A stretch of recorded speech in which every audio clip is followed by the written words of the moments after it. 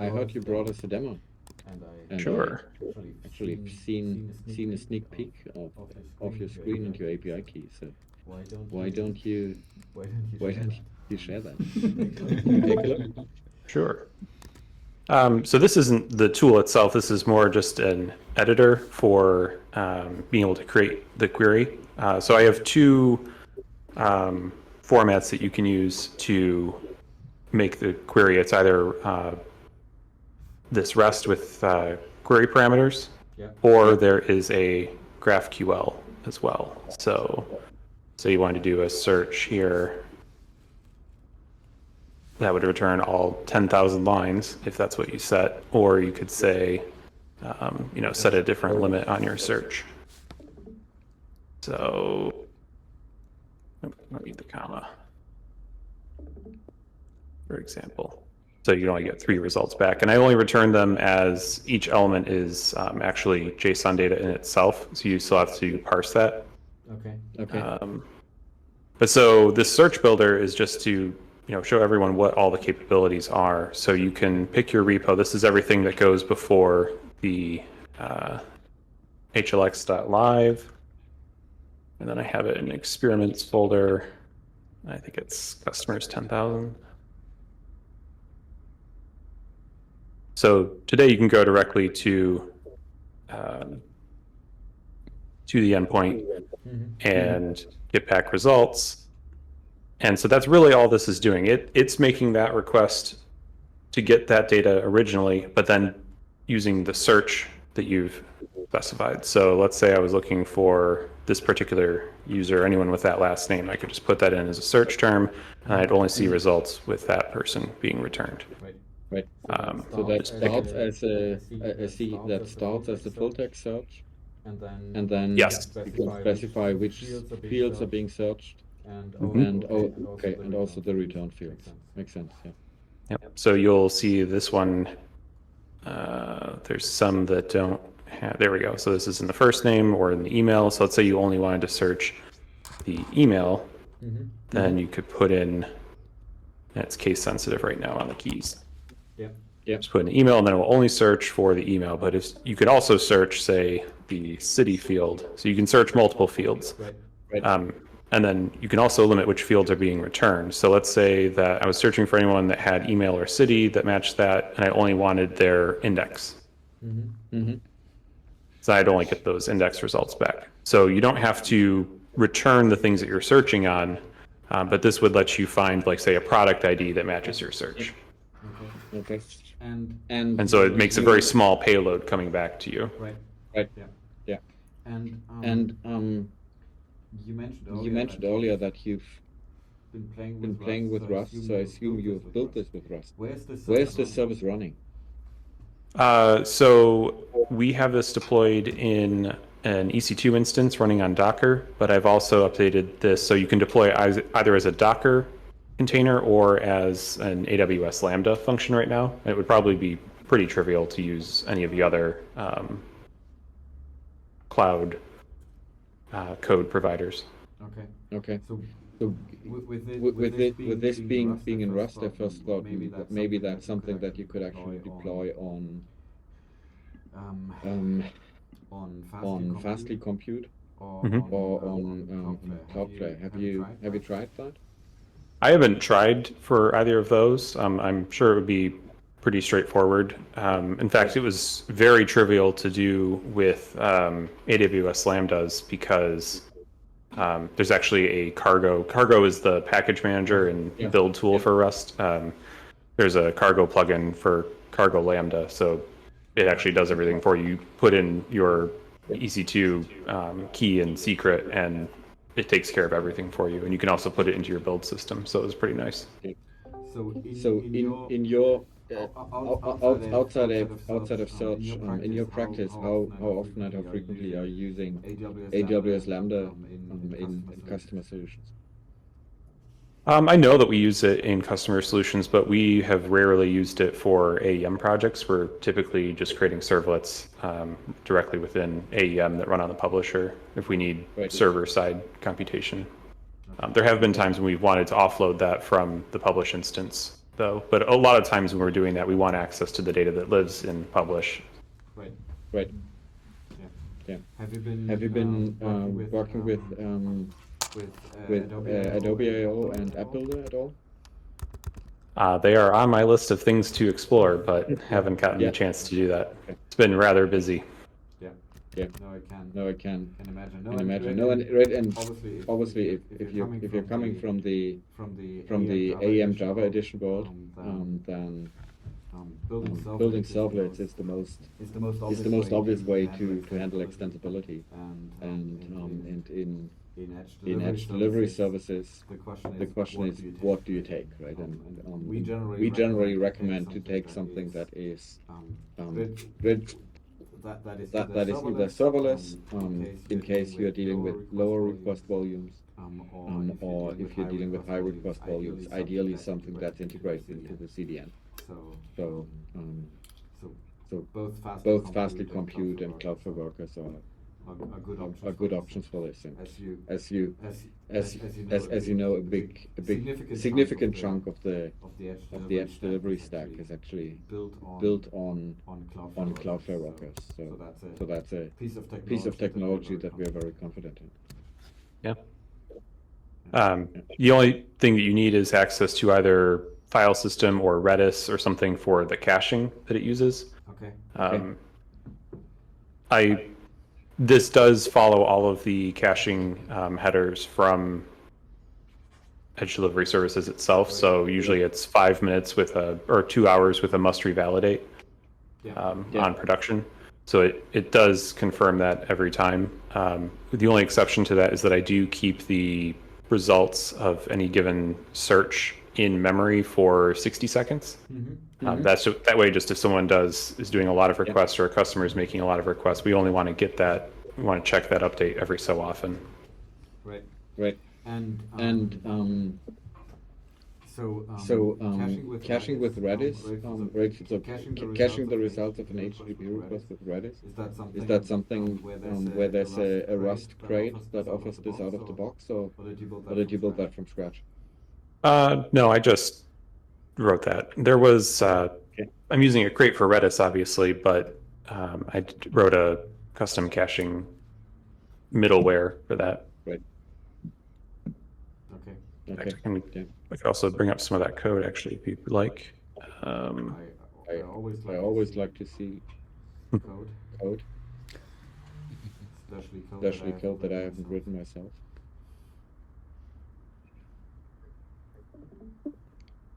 Just share that.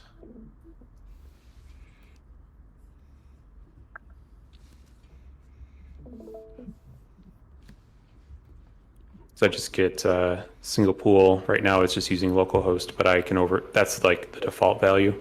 But if those are passed in as environment variables, then it will use a different endpoint. Yeah, it was a pretty simple connector for it. And then this is actually implemented by our cache, which I would need to find. Tell that it's been a little while since I've looked at this code. Yeah. There we go. So we have a cache and then an implement cache manager for Redis cache. This is coming from HTTP cache request.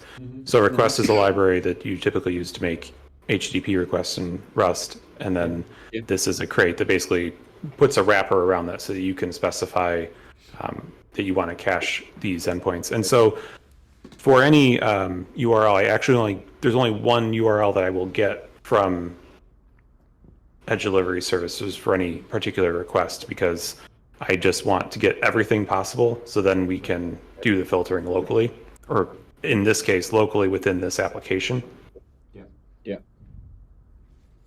So yeah, for each of these, like getting it just checks to see if it can get it from the cache and then decodes it. This is a binary serialization format, and then same thing for put. So it's pretty straightforward to just handle get, put, and delete for that caching.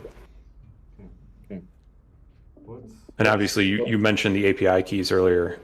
In the corner of our tool, there's a request form, and that's basically just a gate, just so that we don't have, because we're putting this out there right now, we don't want to have millions of hits on it right now and ramp up our costs. So the idea is that customers would be able to put this out themselves. They would be able to deploy this and use it for their own needs. And you can also limit, so in my tool, you can specify any endpoint to make requests, but you can also lock that down so it's only allowed to like your endpoint.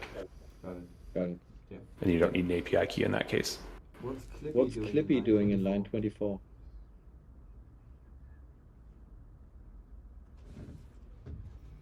You said something about, you saw Clippy? No, actually it's line 34. In the code file that you have open right now. Oh, I don't even know if this is even still an issue. Let's see.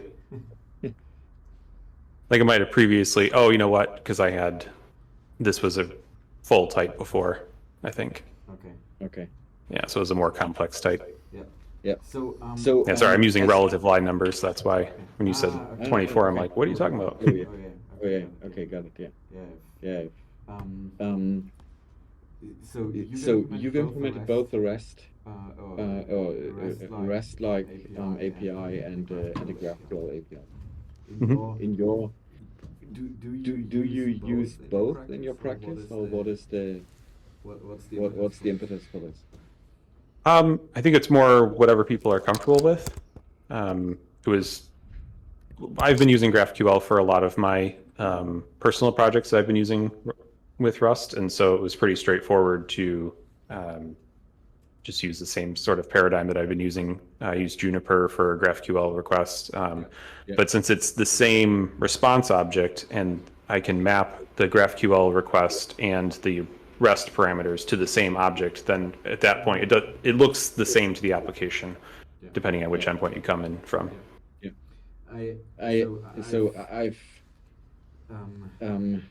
I'm known for implementing GraphQL on Helix once and Franklin once and Edge Delivery Services once without it ever going into production. So one of the things that I find interesting is your solution to the topic of schema introspection, right? Where you said, you know what, I'm just going to give you a big JSON string, and you can pass that yourself. So I think it's on the one hand one of the things about GraphQL that makes it most exciting when you look at what's on the tin, right? But on the other hand, on the other hand, just like there are undisputed upsides to strong typing, there are also downsides, right? And when especially when you're dealing with content that is built by real humans and that is changing frequently, and where you want to have the flexibility, you often don't want this kind of you want to have a degree of flexibility in your code base as well. Right. Yeah, that was an interesting thing that I was not even sure if it would work originally, was that I don't know what the schema looks like when I query anyone's JSON. So it had to be agnostic to whatever your schema looked like. And so the search code, I have some tests in there. Let me find the actual meat of this. So this is the main searching. So we'll grab the internal result, but then loop over, and if you specified a sort field, we'll sort by it. We'll handle offsets, handle limits, and then only return certain fields. So I had to pull out just certain objects from the JSON object and return those, and then return your totals, and then give you your total amount that are available versus what were returned. So in your search, you'll still see what the total number of results that matched your result set were. Yeah, that initial search code got pretty interesting. And your pagination is also just like we are doing pagination, right?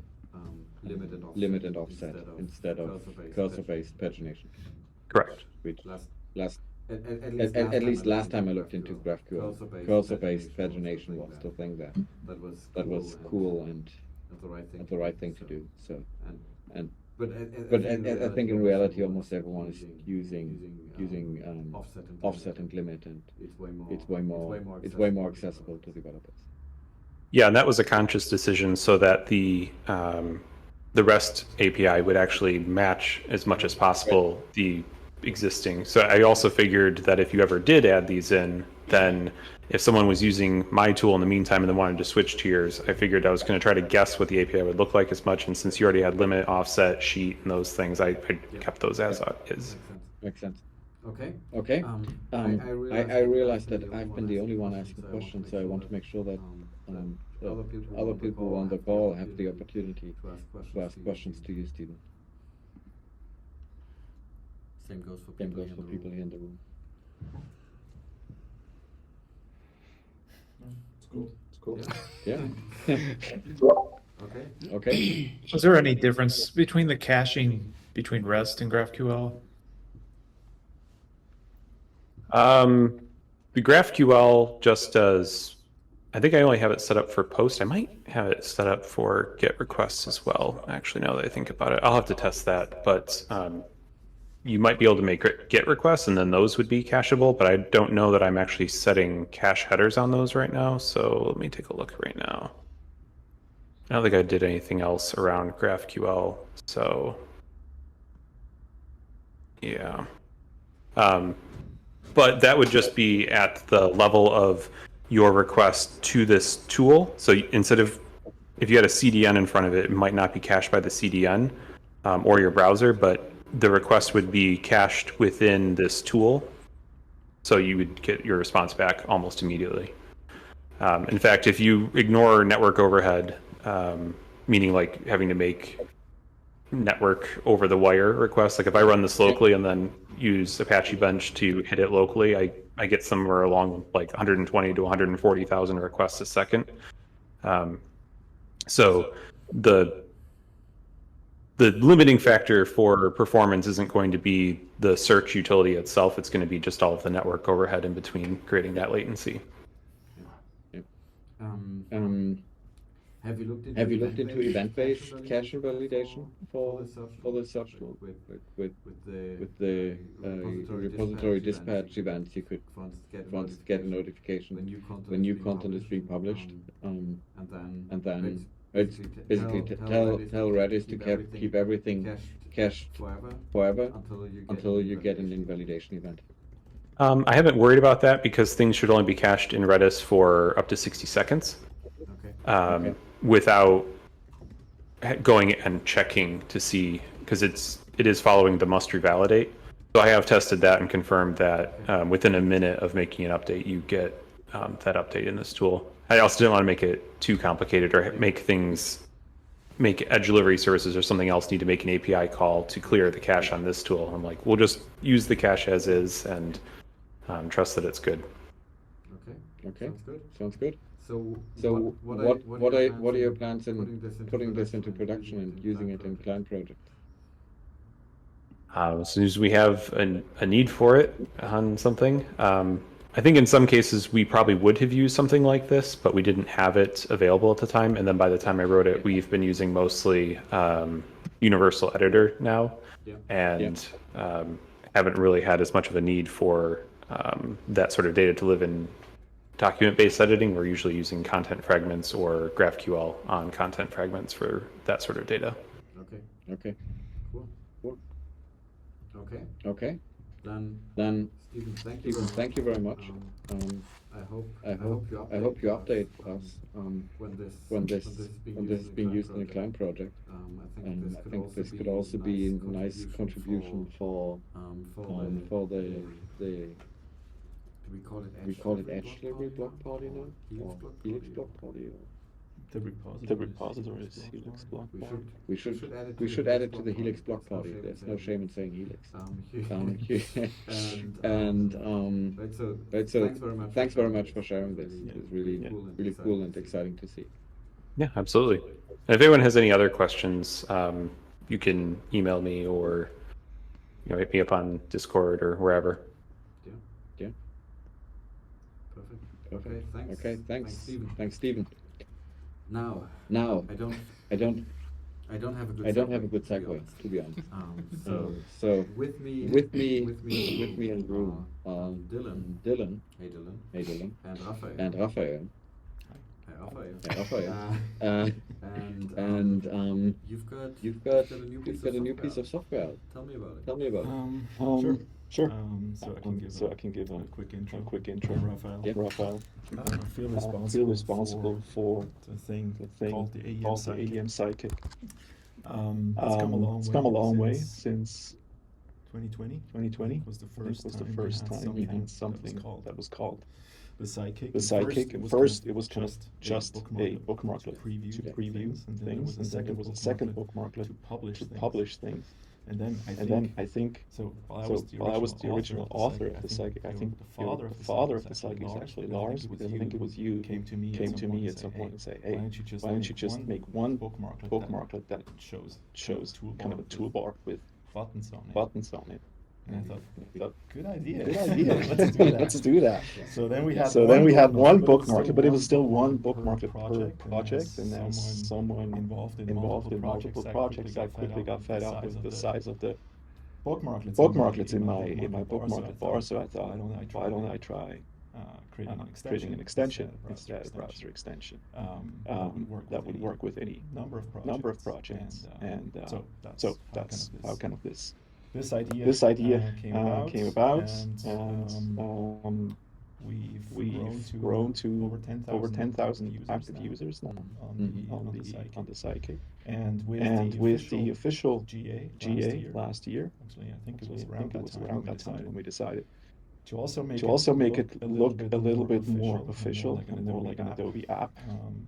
And we thought that we'd use the opportunity to also gather some user feedback. So we did a user study with the UX team, including the Adobe.com team, and a number of customers and partners, and gathered their feedback. We watched them use the Sidekick and got their feedback. We tried to incorporate as much as possible into kind of the redesign, and it's been a long way coming, but now it's finally ready for release. And there was one question on Discord already about why it's a separate extension. We laid out a couple of migration plans, and we thought this is the least intrusive way to introduce something like that, because it's quite different visually, and we wanted to make it the least disruptive as possible. So we decided to go with a separate extension and let everybody migrate over at their own pace again. With that, I'll hand it over. Most of us haven't seen it yet. So is there a way how we can see it? Yeah, I just so happen to have a demo prepared, ready to go. Well, It's by coincidence. Yep. Okay. Yeah, thanks. So when you first install the new Sidekick, you're going to get kind of a what's new to kind of guide you through the changes between the old one and the new one, and kind of introduce some of the features. So we talk about switching environments, we'll turn into a demo of how some of the actions now are kind of hidden under these three dots, which will also show. And you can also import your projects from the V6 version of Sidekick into the V7, so you don't have to kind of re-add all those. And of course, we're inviting people to join the Discord community. So just go ahead and close this. So you can see the Sidekick down at the bottom. And you're going to hopefully it's going to feel familiar to you. So we have an environment switcher. So currently I'm looking at aem.page. So that is our preview environment. But I could switch to the production environment, or I can switch to the source document, which in this case would be SharePoint, but it could be Google Drive or DA. And we'll work with both those. We kind of have another. We wanted the edit button was actually the most used button in the old Sidekick. So we thought it was important. Yes, you could click here and go to source, but we want to surface that right on the main bar. So since it's the most used feature, we want to make that easily accessible. There's an update button. This formerly was called reload, and we realized that what happens when you actually hit this button is we actually preview the source document and put it into preview. But I think we realized that people were hitting that, also trying to reload the page when that's really not what they want to do. So we tried to change the wording there to something like update, which hopefully kind of indicates that you're actually updating the page or getting that source document and putting it into preview, the latest version. And then of course, publish. On the right-hand side here, we separated some of the kind of core actions here. So we have a menu bar where you can add this project. Formerly that was up in the bar. There used to be just a plus icon at the top, so now we have a label on it as well. You can go to the help and documentation. That's going to take you to aem-live. Hitting what's new will open that dialog again. And then there's also the ability to switch between light and dark mode. By default, it's in dark mode, independent of what your OS settings are. So that's something to keep in mind. And then we also introduced this close button with a lot of debate. We introduced this close button right on the sidekick down at the bottom here. You could also come to the top and close it that way, and you'll see there's a little pause icon when it's disabled. But when it's on, the pause icon goes away. So two different ways to do the same thing. Sometimes you're down here and you just quickly, it's in the way, close it quickly there.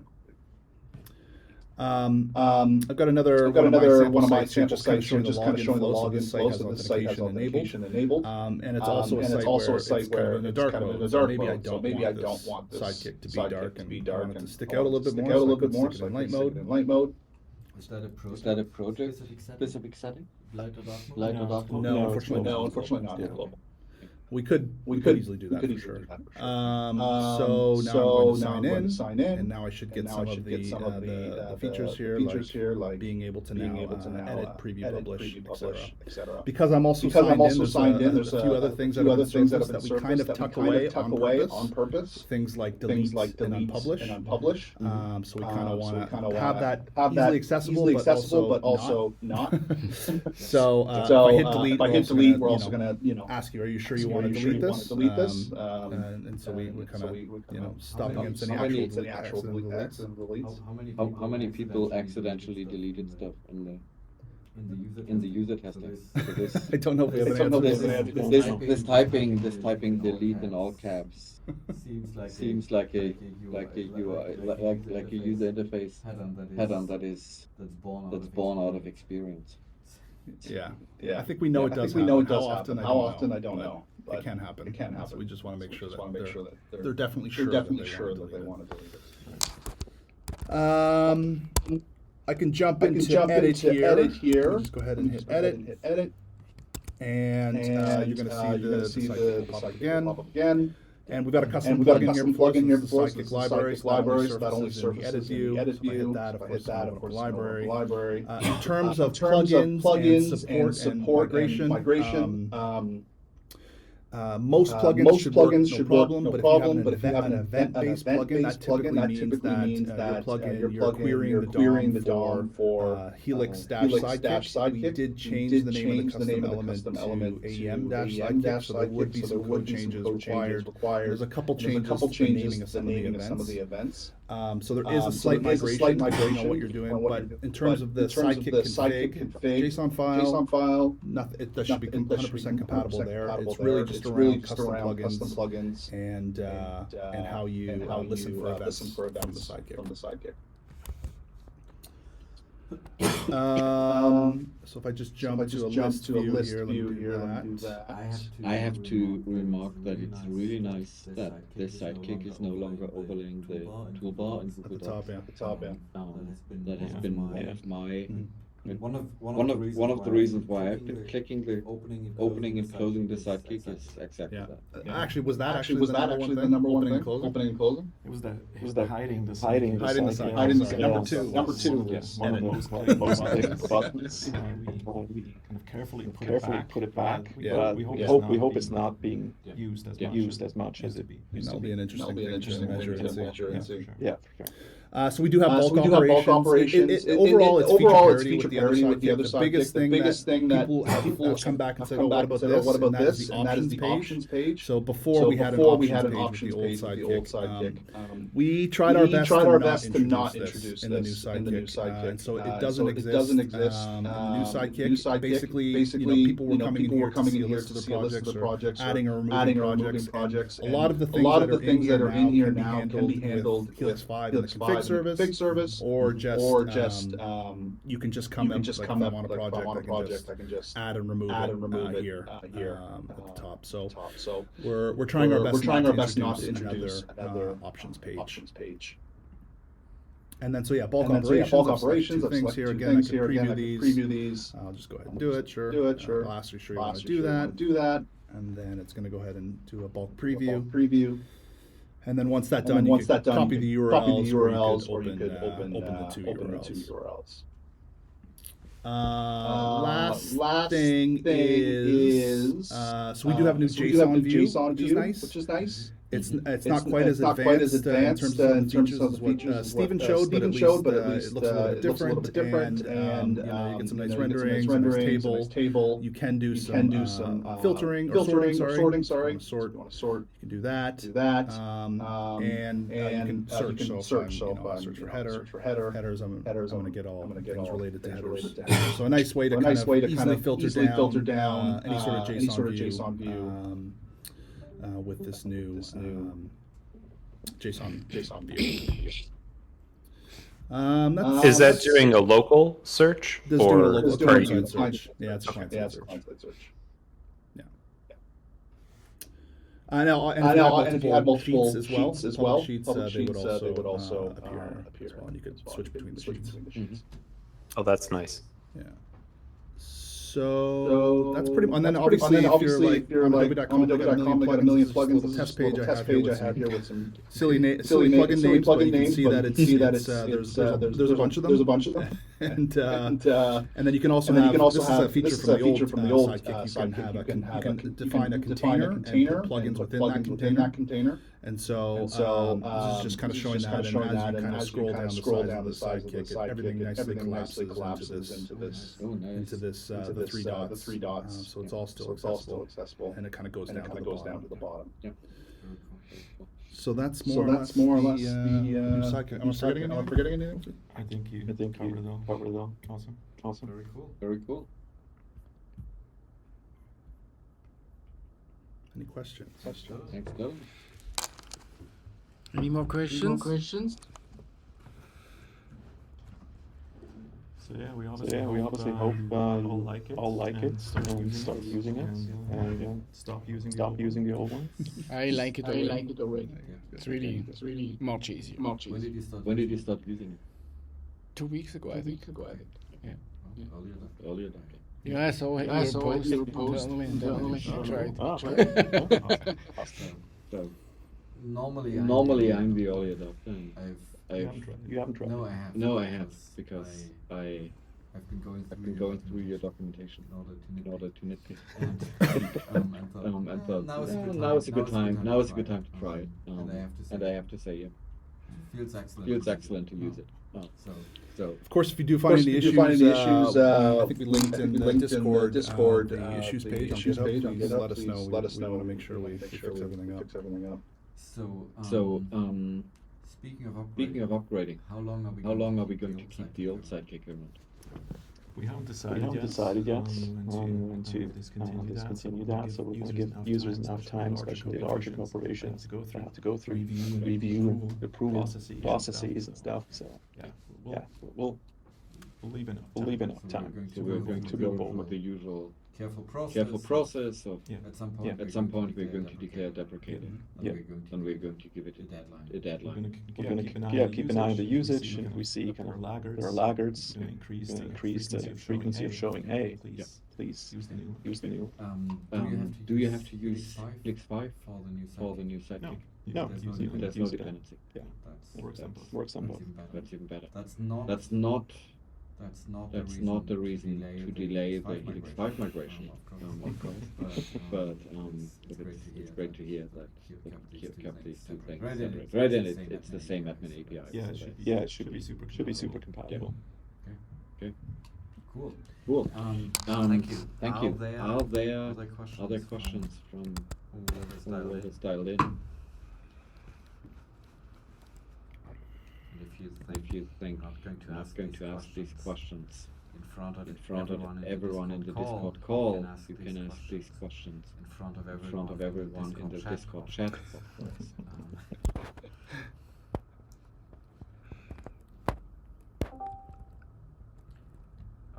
Okay. Well, if there are no questions, then we're going to wrap up.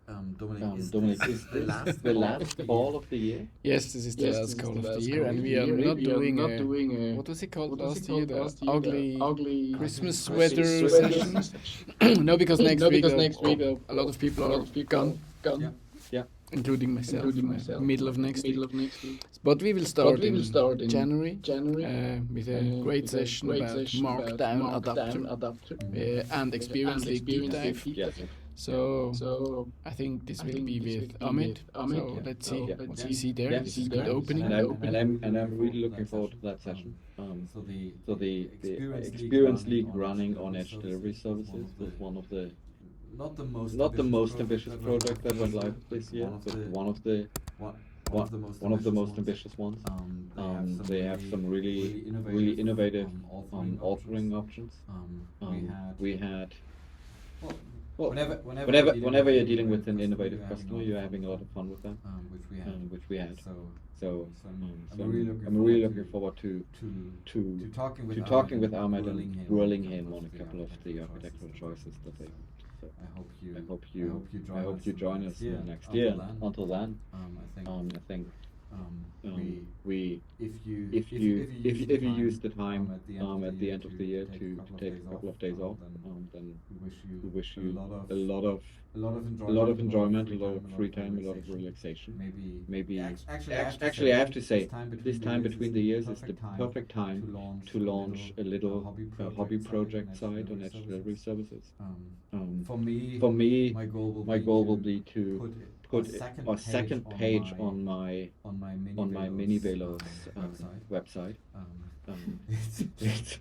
And Using the new Sidekick. Using the new Sidekick, yes. I spent the last year acquiring content in the form of bicycles. So I have no excuse not to do this. And then I'm looking forward to seeing all of you in the new year. Yes, and if you have too much time during the break, please try to figure out some great topics for next year. So you can always be a presenter, you can always show great successes, ideas, can also be some crazy stuff. We are open for it. Just bring it. And we're always happy for people who want to brag about their new websites, about how many million of visitors you're bringing. That's always something that makes us happy. So please let us know if you have something to share. Okay. Thanks everyone. Goodbye Goodbye and Happy New Year.